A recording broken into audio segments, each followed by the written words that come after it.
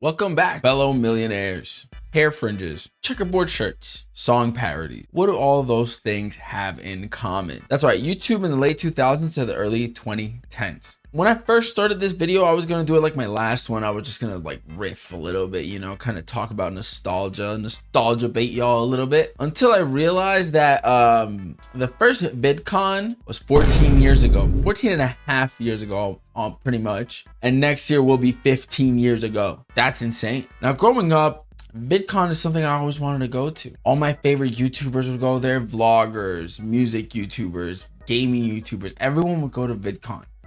And it was your one chance to easily meet your favorite creators and get to know people from the same communities. You know, in my teens, while everyone watched Breaking Bad, The Walking Dead, I would just watch YouTube. I would say in my lifetime, I've probably watched more YouTube than I have movies or TV shows. Even now, when I go to bed, I mostly just chill, put on a YouTube video, and I'm good to go, honestly. And credit to YouTube, or I guess creators in general, you can find content about anything. And I think that's what draws me, is that I can kind of watch videos about anything I want whenever I want. Now, some of you may be asking, what is VidCon?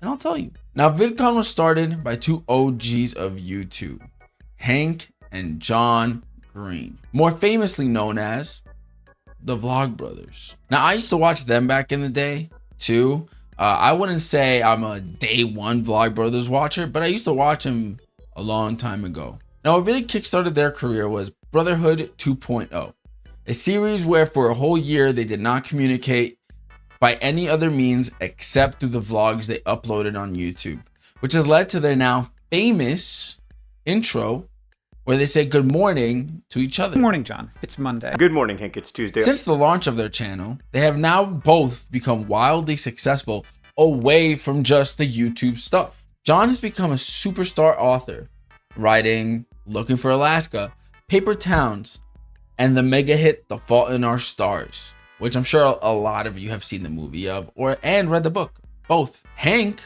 on his part, has become a huge innovator in the world of educational media.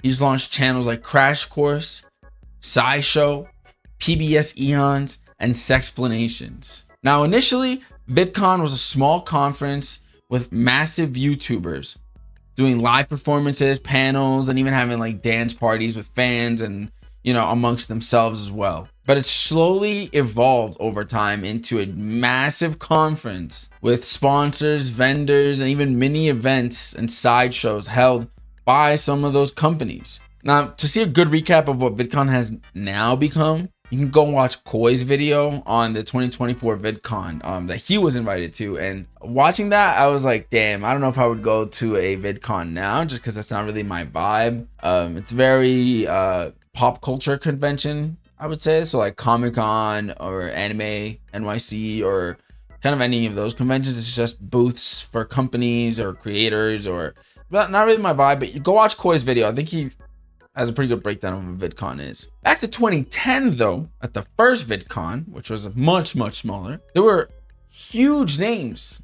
You had Rhett and Link, I Just Seen, and obviously the Vlog Brothers. But the ones I want to talk about are the ones that have respectfully faded away from relevancy, but that I also used to watch a ton of. The YouTubers I'm going to be talking about are YouTubers that I was actively watching at the time. YouTubers that I would always watch their content whenever they dropped a video. First, I'm going to start with a real OG. That's MysteryGuitarMan. Joe Pena, aka MysteryGuitarMan, started his channel June 16th, 2006, rising to fame with his stop motion style music videos. Some of his viral videos include Guitar Impossible, Vuvuzela Symphony, and Oppa Gangnam Style. His videos were definitely videos that took a lot of work for someone that was uploading in early YouTube. I feel like there are a lot of creators now that do a lot of special effects style videos, whether that's on YouTube, Instagram, TikTok, wherever. But he was one of the first ones that really kind of dived into the world of special effects or graphics work with very little payoff probably in the beginning, but a lot of his videos were stop motion masterpieces. I mean, frame by frame, putting together note by note, putting together all these songs. Now, back in the late 2000s to the early 2010s, I used to watch him a ton. I would always get excited for the next release. It was kind of like, you know, later on when I would wait for the next epic rap battles of history, or, you know, the next Shmo Yoho, right? Like, you knew there was going to be a little bit of time between releases, but they were great. And I know at one point he was releasing a lot of content. In an interview, he even said he was releasing Tuesday, Thursday, which is a lot. And one of my favorite videos of his actually was the Flight of the Bumblebee video, where in it he even says it took him 9 hours and 1,600 photos to make a video that ended up being 1 minute and 29 seconds long. That's a lot of dedication.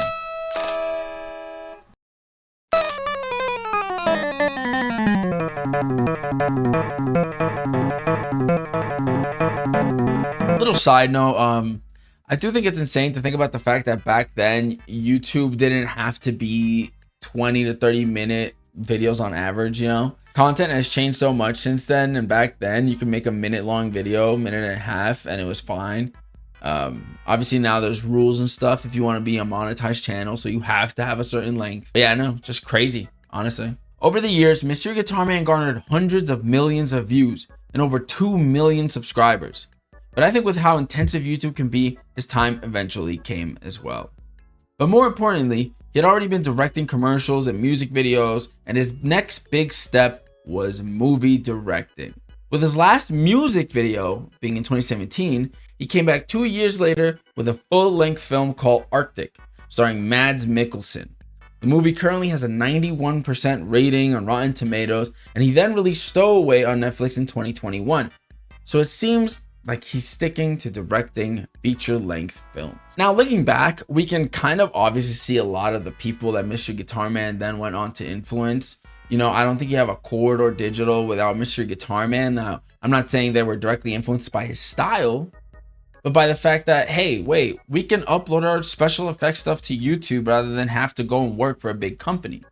I think you also see in Zach King, I think he's actually a really good example of someone that most likely got inspired by MysteryGuitarMan. You can tell by the style of his videos. MysteryGuitarMan really paved the way for special effects creators on YouTube and on social media in general. And I think a lot of people forget to, you know, look back and be like, hey man, MysteryGuitarMan paved the way for a lot of us. But it's cool to see that he's doing feature-length films now, and that, you know, a YouTuber can go from making minute-long videos by himself with a green screen to making a movie for Netflix and making movies with renowned actors like Mads Mikkelsen.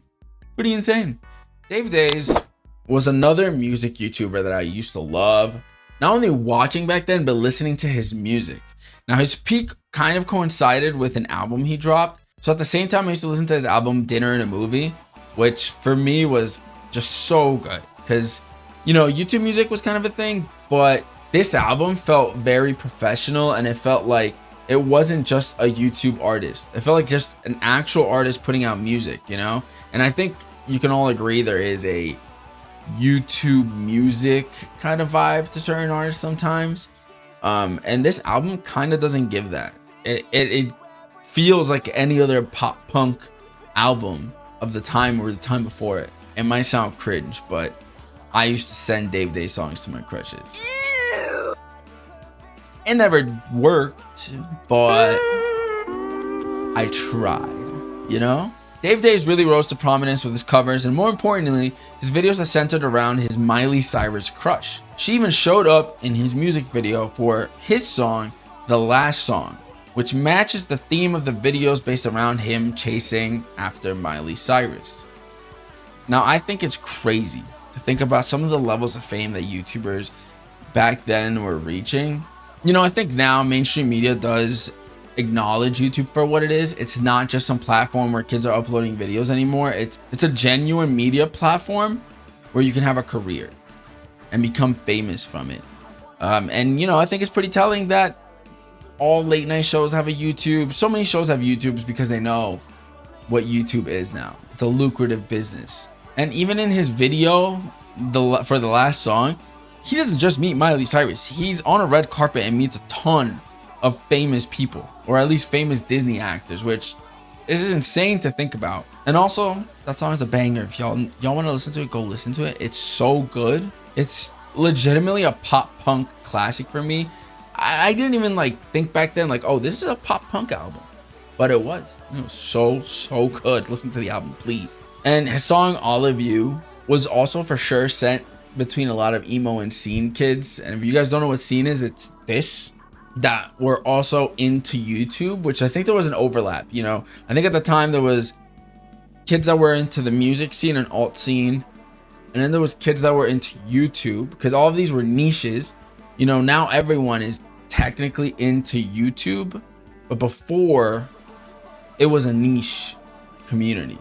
And so there was some overlap between scene kids, YouTube kids, you know. In that video, he has Kimmy Smiles, who is I would say was pretty big within the scene back then, or at that time. She had the side swoop and everything, you know, the whole look. Dave's peak was really between 2010 to 2014, with his views then slowly starting to go down to the tens of thousands, which is still good, obviously, but not where he once was. And he released a self-titled album in 2021. As of now, I can't find what else he's doing, but he did release a parody song on Instagram in June, so maybe we can expect more from him soon. I think it's safe to say that without Dave Days, we probably wouldn't have as many parody song channels after him, or just musicians on YouTube. And at the time there were a lot of musicians, but Dave Days was definitely one of the biggest ones. You know, I think of people like 10-second songs. I don't know if we would have 10-second songs on YouTube without someone like Dave Days. And again, maybe not directly influenced, but it's people that might have seen, hey, this person's on there and they're doing their thing and doing good. I can probably do the same thing. So yeah, shout out to Dave Days. Love Dave Days. Listen to Dave Days, please. His music in general is just amazing, to be honest. Now moving on, we're gonna talk about perhaps one of my favorite YouTubers of all time. It's crazy because I feel like I haven't said that ever about this YouTuber, not because of anything wrong, but I just never thought about it until I was writing this. And then I realized, wait, they were definitely my favorite YouTuber for a long time. And that's Livelavalive, aka Mitchell Davis. Livelavalive was definitely one of my favorite channels in the late 2000s and early 2010s. I actually watched every single one of his videos. I watched him with my brother and with one of our friends, and he definitely influenced how we dressed, what we were into, the music we listened to. I mean, his influence on me was huge, like huge, and I didn't really think about it until now. The channel also frequently featured Mitchell's best friend, Kyle Seibert, and they would do skits and vlogs together. He would also occasionally feature his grandparents with whom he lived with. He said before on an Ear Biscuits episode that his grandparents were really more like his parents, and Mitchell left home when he didn't get along with one of his mom's boyfriends, causing him to leave his mom's home. From what he explains, he had a pretty challenging teen life, at least emotionally, so I can understand why he was the way he was and why he's so creative. He even mentions that before Livelavalive, he had a channel where he did speed drawing and speed painting, and this is all in high school. Now his videos, especially in the beginning, were simple. It was him, a white curtain behind him, and nothing else, and just rambling, kind of going on about his thoughts and, like, you know, really early vlog style. And it's the kind of vlog style that continued on for a long time, where now I think a lot of vlogging is going out, what's your day, what are you doing? But back then vlogging was, I'm gonna sit down and I'm just gonna talk to the camera about what's going on. His was more about what was going on in his head more than anything, like what he's thinking about, what he's into, like random videos like his Usher MCMB video. And some of those videos are barely a minute and a half and they're huge. Some of my personal favorite videos, or some of the videos that I used to go back to a lot, were his party music series, where it was him and Kyle just lip syncing and dancing to songs that they considered party music.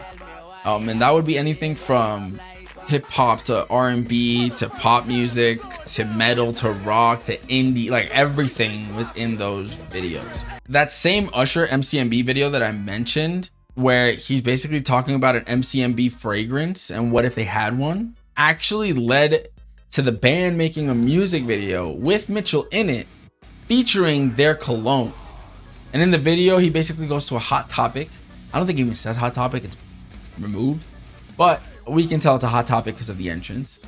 And he goes, gets the cologne, and it turns him into the lead singer of the band. I mean, it's cool. Again, kind of like Dave Days, it's like these YouTubers were interacting with people outside of the YouTube sphere, and it was just cool. And especially for me, I was a scene kid. I was into metalcore. I was into YouTube. So for me, it was like a complete fangirl moment. I lost it. I was like, this is actually crazy and so sick. You know, I think for me, it's safe to say that because I watched every single video that came out, Mitchell Davis, Livelavalive, really influenced everything for me, you know? My comedy, my style, my taste in music was all kind of influenced by Livelavalive. He was definitely one of the first YouTubers that made me think, hey, I think I want to do YouTube.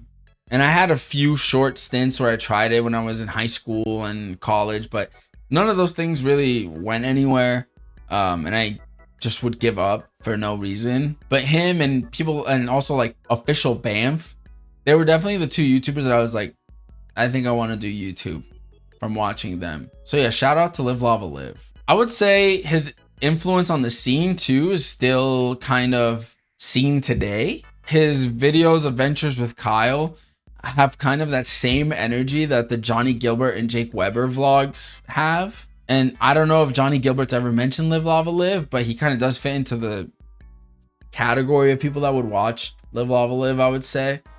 And that vibe that he has with Jake definitely has the same vibes of Mitchell and Kyle and what they would do on Livelavalive, which is kind of cool to see. In the same Ear Biscuits episode I mentioned earlier, Rhett and Link even mentioned that at their first YouTube meetup that they had in NYC, while they were all just hanging out and meeting people, eventually a huge line formed for who they found out was Mitchell, as he showed up after some of the other YouTubers due to some anxiety.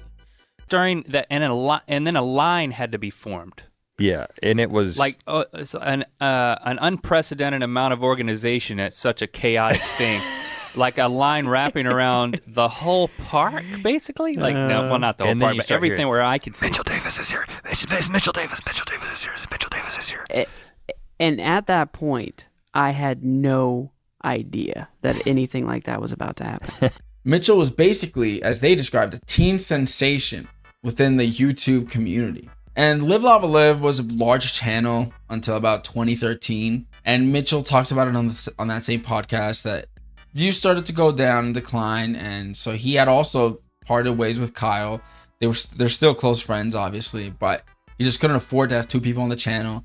And his end game eventually was to become a video artist. And so after views dwindling in 2013, he just switched to mostly uploading video art. And I mean, in the beginning, I did watch a lot of it, and then I kind of, moved away from it, but it's cool to see, and I go back every now and then to look at his channel and see what he's uploading. But I think what's really cool to see is someone that said, hey, this is what I want to do later in life, and he did it. He became a video artist.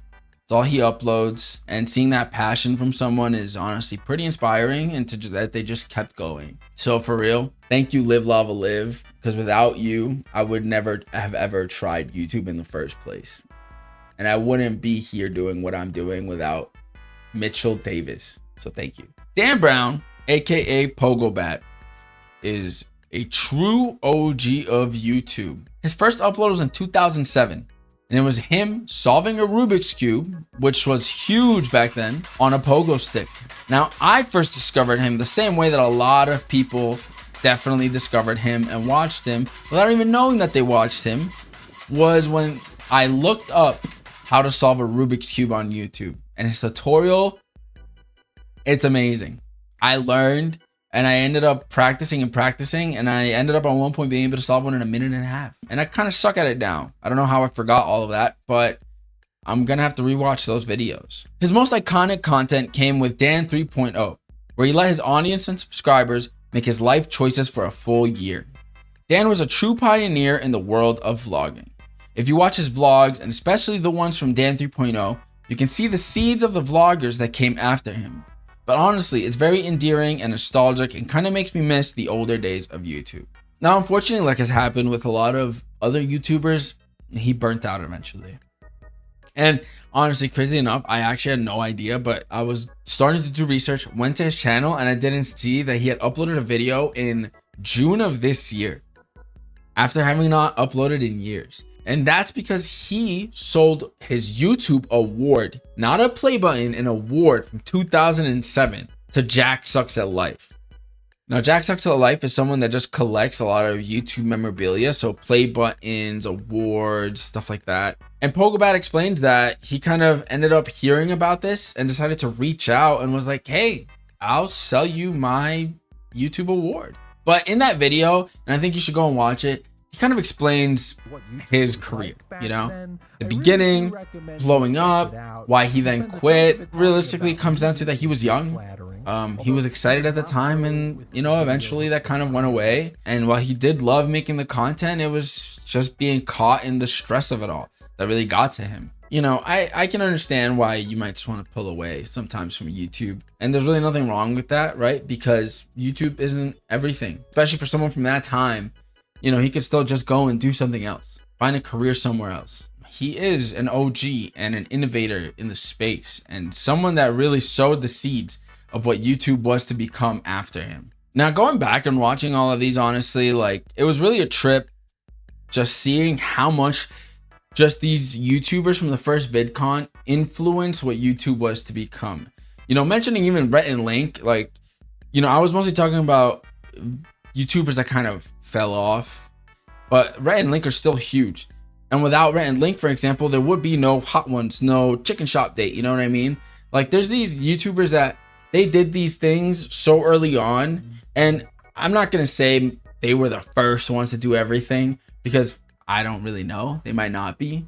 And web series were a thing before YouTube, but they were the big ones, right? The ones that showed this is something that you can viably do as a career on YouTube. You don't need to go to TV. You don't need to make movies. You can do it on your own with your camera at home and your computer and Windows Movie Maker, and make the content and the shows you want, the movies you want, the videos you want, the music you want. I think like anyone else in the late 20s, early 30s, the nostalgia really gets me. But I definitely learned from watching a lot of the interviews of these creators and from what they have said about YouTube as a whole, that the best thing you can do on YouTube is be yourself. Don't try to be someone else. Don't try to be another Mr. Beast clone, for example. Be you. People love that. People love when you are you. They don't want another version of another YouTuber. And I think, you know, Gabby Bell and Curtis Connor recently touched upon this in some of their recent videos, but I genuinely hope that YouTube kind of goes back into the direction of genuine creators making content for themselves, rather than people trying to just ride the money machine and be another Mr. Beast or another KSI, another Logan Paul, you know? They just want to be themselves and make content because they love making content. Now, please go support any of the creators I mentioned if they're still making content. So, you know, Livelavalive still makes content. Dave Day still makes music and makes content sometimes. MysteryGuitarMan obviously has his movies. And Pogobat, well, you know, go support him in his Commander League if you can find it. So that's gonna be all for this one. It was a really nice one to do, really a trip down memory lane. I'm getting old, but it was a great video, and I hope you all enjoyed it. You know, let me know if you guys watched any of these creators and if they influenced you in any way. But yeah, until next time, don't forget to like, comment, share, subscribe, and peace.